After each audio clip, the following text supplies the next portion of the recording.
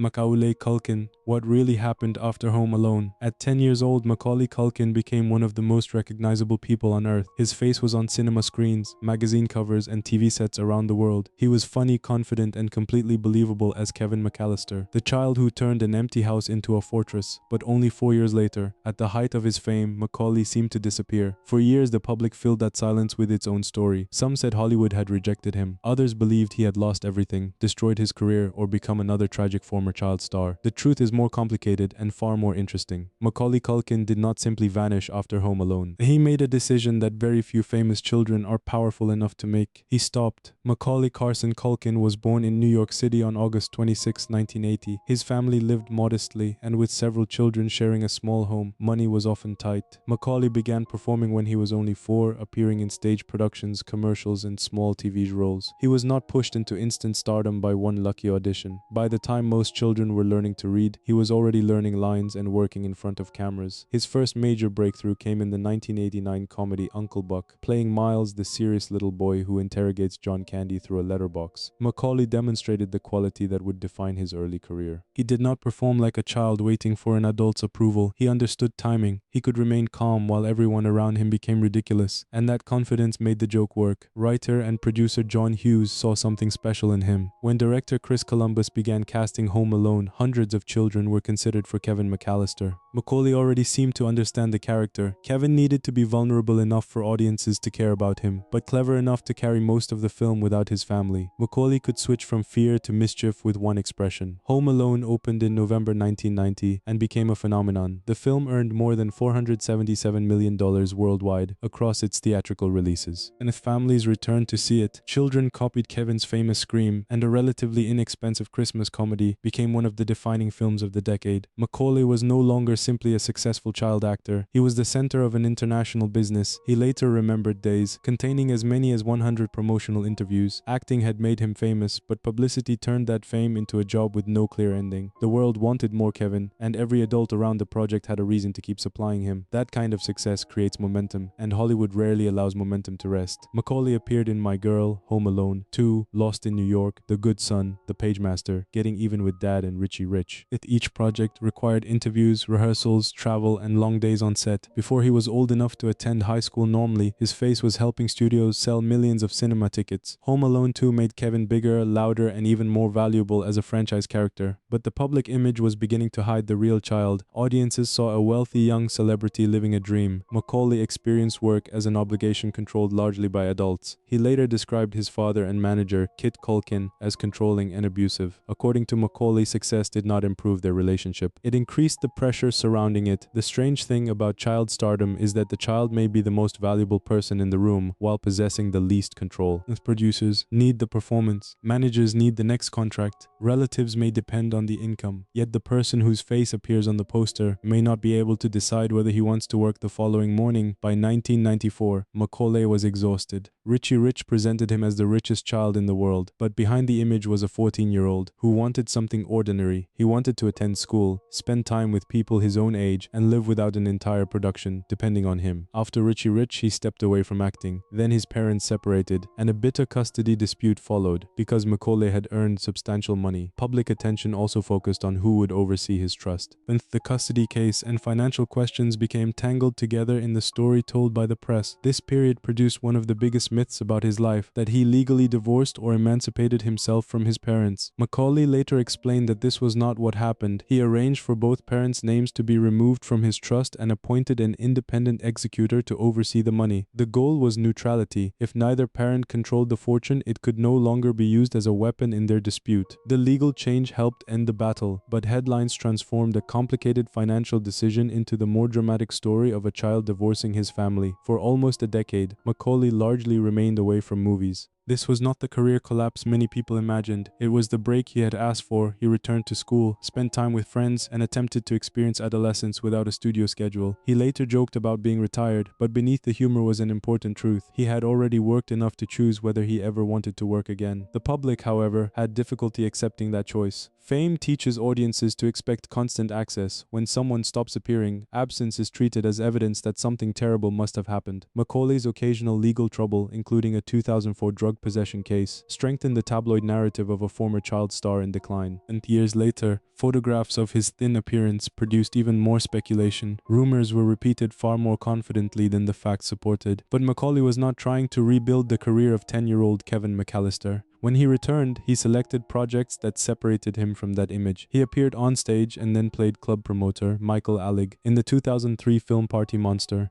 The role was deliberately uncomfortable, adult, and completely different from Home Alone. A year later, he appeared in the dark comedy Saved. These were not attempts to become Hollywood's biggest leading man. They were experiments made by someone discovering whether acting could finally be enjoyable on his own terms. That attitude shaped everything that followed. Macaulay took voice roles, made unusual guest appearances, and sometimes played exaggerated versions of himself. He joined a comedy rock group called the Pizza Underground, which rewrote Velvet Underground songs around pizza jokes. The idea was absurd, and that was the point. After spending his childhood inside a carefully managed commercial image, he now seemed attracted to projects nobody could sensibly manage. In 2018, he launched Bunny Ears, a comedy website and podcast that parodied celebrity lifestyle brands. Instead of pretending his past did not exist, he began making fun of it. He recreated scenes from Home Alone for a Google advertisement, joked about Kevin's terrible parenting situation, and allowed fans to see the dry, strange sense of humor that people close to him had always known. Gradually, audiences stopped viewing him only as a cautionary tale. His acting appearances became more frequent, but remained selective. He starred in Changeland, appeared in American Horror Story, double feature, and played an older version of Harmon Freeman in The Righteous Gemstones. In each case he entered, did something memorable and left without beginning the exhausting publicity machine that had defined his childhood. Changeland also changed his personal life. During the production, he became close to actor Brenda Song. And the two later built a family together and became parents to 2 sons. For somebody whose childhood home had been connected with conflict, management, and financial pressure, creating a private and stable family represented a different kind of success, one that could not be measured through box office numbers. On December 1st, 2023, Macaulay received the 2,765th star on the Hollywood Walk of Fame. Catherine O'Hara, who played Kevin's mother in the first 2 Home Alone films, honored him at the ceremony. Their reunion was emotional because it connected 2 versions of the same person. The 10-year-old the world remembered and the adult who had survived, being remembered that way. When O'Hara died in January 2026, Macaulay publicly mourned the woman who had played his screen mother. His brief tribute showed that the affection behind their Walk of Fame reunion had been genuine. Macaulay thanked Brenda and spoke about the life they had created together. The moment did not feel like Hollywood welcoming back a failed star. It felt like Hollywood finally recognizing that survival itself had been an achievement. He had reached middle age with humor, financial independence, a family, and the freedom to work only when a project interested him. That freedom remains visible today. Macaulay joined the cast of Fallout for its 2nd season, stepping into one of television's biggest worlds without pretending it was the beginning of a traditional comeback. He has described his approach to acting as a form of retirement in which every new job might be the last. That does not mean he dislikes acting, it means acting no longer controls his identity. So what really happened to Macaulay Culkin after Home Alone? He became tired of being a product before he was old enough to understand the business built around him. He watched family conflict become public entertainment. He protected his finances, left the industry, and spent years learning who he was without Kevin McCallister. When he eventually returned, he refused to follow the path Hollywood expected. His story is often presented as a rise, a fall, and a comeback. That description misses the most important part. There was no conventional comeback because Macaulay never wanted his old life back. He wanted control. And the strange films, comedy projects, selective television appearances, and long disappearances were not signs that he had failed to recover his career. They were evidence that the career finally belonged to him. Home Alone made Macaulay Culkin famous enough to retire before he could drive. It also trapped a version of him in popular culture forever. Every Christmas, millions of people watch Kevin defend the McCallister house, while the actor who played him continues building a life beyond that front door. Macaulay Culkin did not disappear. He simply stopped living according to an audience's schedule. And perhaps the most successful thing the boy from Home Alone ever did was finally decide when he wanted to be seen. They may leave the spotlight, but their stories never disappear. And this was Where Are They? Tell us who we should cover next and subscribe because every name has a story.